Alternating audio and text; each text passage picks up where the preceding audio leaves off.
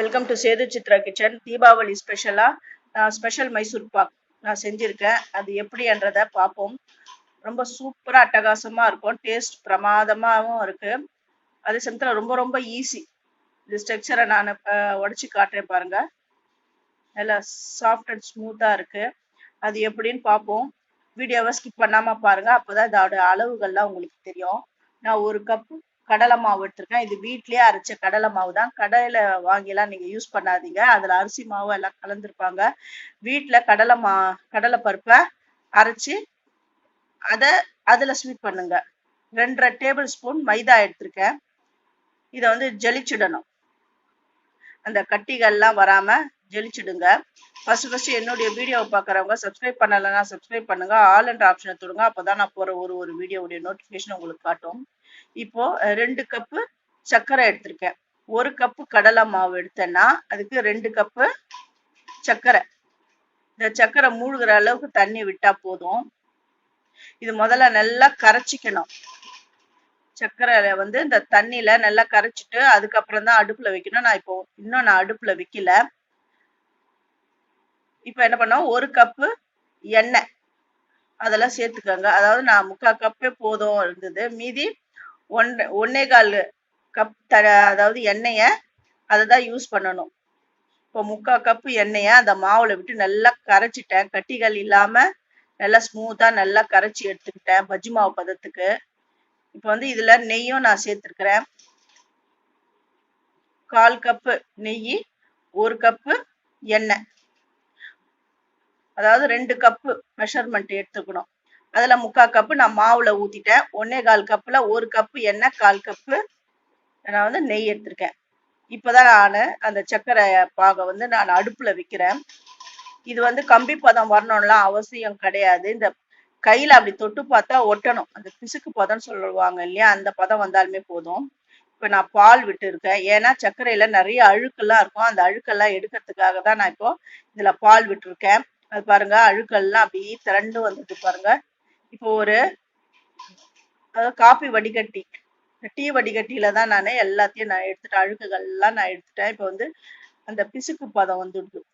அப்படி தொட்டு பார்த்தாலுமே கையில பிசு பிசுன்னு ஒட்டணும். அந்த பதம் வந்தாலுமே போதும். இப்போ கரைச்சி வச்சிருக்கிற அந்த கடலை மாவை இதுல நான் நல்லா சேர்த்து நல்லா கலந்து விட்டுக்கிட்டே இருக்கணும். நல்லா ஒரு திக் பதம் வரணும்.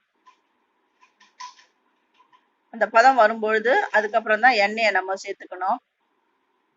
அதுக்கு முன்னாடி அந்த ட்ரேல வந்து எண்ணெய் எல்லாம் தடவி ரெடியா வச்சுக்கணும்.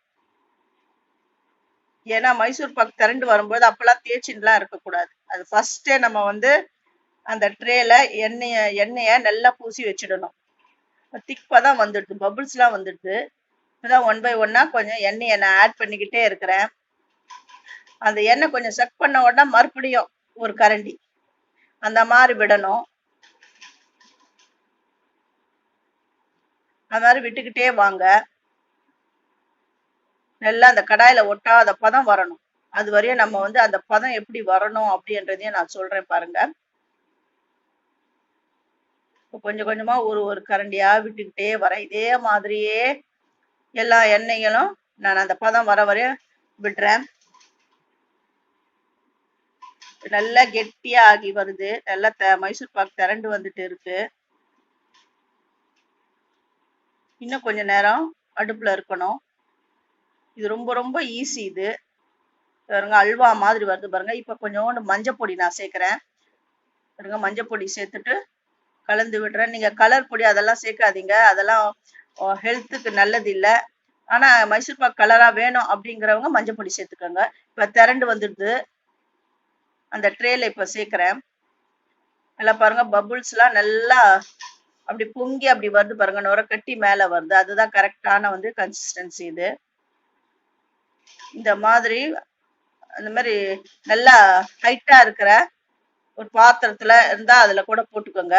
ஒரு 2 மணி நேரம் அப்படியே ஆற விடணும். அந்த 2 மணி வரையும் விடணும். 2 hours. மேல இருக்கிற அந்த எண்ணெய் எல்லாம் அப்படியே செட் பண்ணிக்கோ. அந்த நெய் எல்லாமே 2 மணி நேரம் ஆயிடுது. இப்ப நான் இதை உங்களுக்கு பீஸ் போட்டு நான் காட்டுறேன் பாருங்க.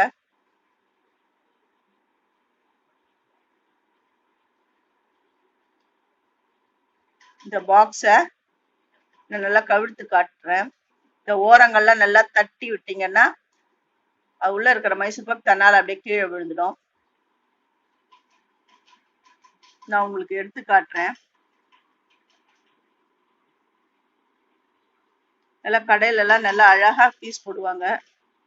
நம்ம வீட்டுல பண்றதுனால எனக்கு வந்து அவ்வளவா அந்த அளவுக்கு பெர்ஃபெக்ட்டா அந்த பீஸ்லாம் போட தெரியல. பாருங்க உள்ள எவ்வளவு ப்ரௌன் கலர்ல எப்படி இருக்கு பாருங்க. கடையில எப்படி பண்ணுவாங்களோ இதே மெத்தட்ல தான் பண்ணுவாங்க. இது பாருங்க நல்ல சூப்பரான ஸ்பெஷல் மைசூர் பாக் தீபாவளிக்கு இந்த மாதிரி செஞ்சு எனக்கு கமெண்ட் பண்ணுங்க. இப்ப நான் இதெல்லாம் கட் பண்ணி காட்டுறேன். எவ்வளவு சூப்பரா வந்திருக்கு பாருங்க. டேஸ்டும் அட்டகாசமா இருக்கு.